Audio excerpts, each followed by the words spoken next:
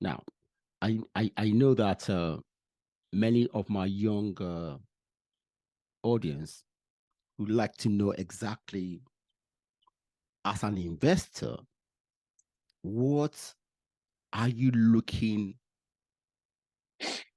for the entrepreneur to show you when they want to get an investor? Because Yeah, see, many good of those question. young people don't know exactly what to do. Yeah. So yeah. Yeah, I think I almost take a step back and this is not always the case, but more recently I've been reflecting on the fact that the traditional venture capital model Mm. is not well suited to the vast majority of startups. Vast majority of startups anywhere in Anywhere, the yeah. world, but particularly in Africa. I see a lot of companies that are trying to solve problems and they can become great businesses, but they're probably not going to be great venture businesses because venture capital is a particular kind of jet fuel that only Mm. works in certain kinds of jets. But if you're building a car or a scooter or something, the jet fuel might blow you up. Yeah. And so I think the first question I often am asking is like, what are you trying to accomplish? What kind of business are you trying to build? While some VCs, if you're not trying to build a unicorn, like a business that's $1 billion plus, Yeah. it they're not interested. I Hmm. do think that the nice thing as an angel investor is there may still be ways to participate and support and make an investment, even if you're not chasing that dream. If you are looking for traditional venture money at the earliest stage, I think what an entrepreneur has to convince an investor is that there's a big problem and a big market. So there's this phrase TAM, total addressable market. You want to see the fact that whatever problem you're solving is a problem for a lot of people that will spend a lot of money on it. Yeah. Or it could be fewer people if they're spending lots and lots of money. Like obviously, like something like what SpaceX, I mean, making this up, what SpaceX Yeah. serves, Hmm. the actual Yeah. number of customers for what they do is Yeah. not that many. It's like governments and whatever, but the governments are willing to spend so much money on it Yeah. that their market size is huge. So you want to show a big market. You want to show that you ideally have a solution that is working. That's the best. Or is believable and plausible that it would work to solve it and is something that's defensible. It's not something that the second you get it working, someone's going to copy it. Mm. And then it comes down to like talent. Like, does this founder or founding team or the team behind it, do they actually seem like they have the skills, the experience, the energy to make this happen?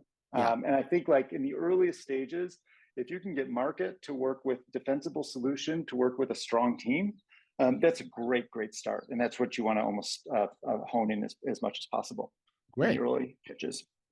Great. See, from what you said, there's something that many young people who are looking for investors, they want investors at the beginning when their solution has not been tested. Okay.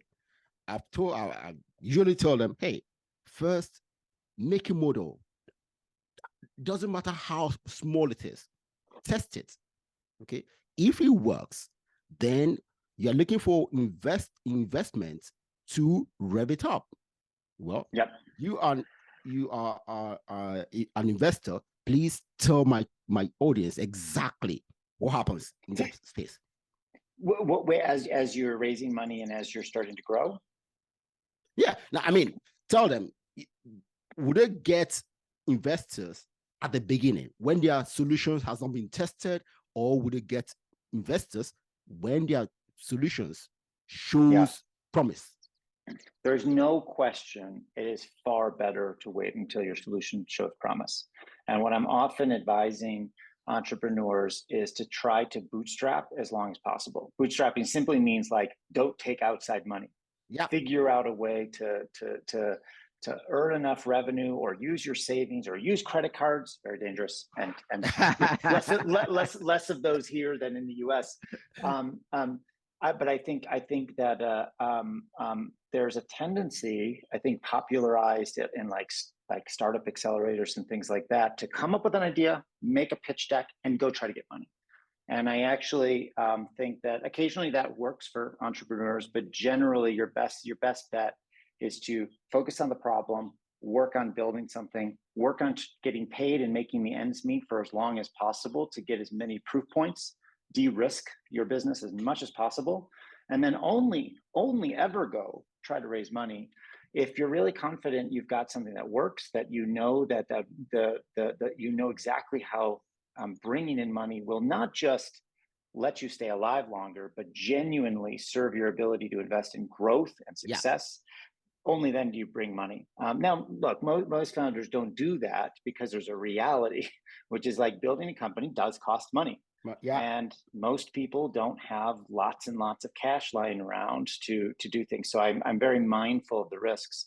But I also tell people there may be other ways to raise money that aren't going to investors.